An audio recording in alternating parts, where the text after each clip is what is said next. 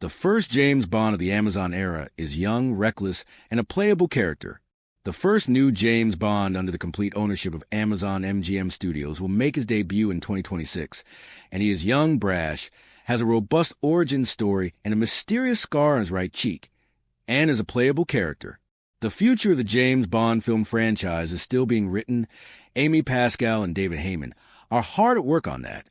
But the next chapter of James Bond, the IP, will begin next year, in what will be the first project to feature the iconic character since Amazon stunned the world by buying out control from Barbara Broccoli and Michael G. Wilson, IN 2026. The Danish video game publisher IO Interactive will release 007 First Light, a new video game franchise starring a wholly original version of Bond. It's a big deal, not just because it is the first new Bond to be released under Amazon, and the first new version of the James Bond character since Daniel Craig starred in Casino Royale in 2006, but will also be the first major James Bond game to be released in 15 years, since 2010 007, Bloodstone, which featured a digital likeness of Craig as Bond.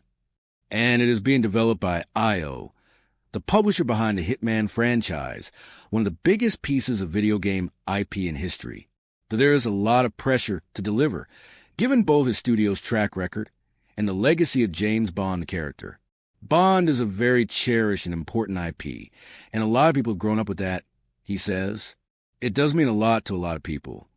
The company announced its plans to develop the game in late 2020, so most of the game's progress has been with both Amazon and the Broccoli family's Eon Productions as its partners.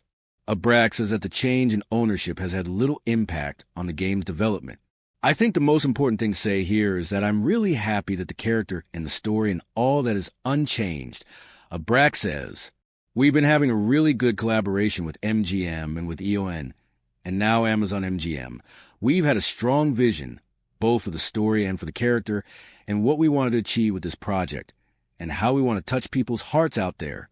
That vision has been supported.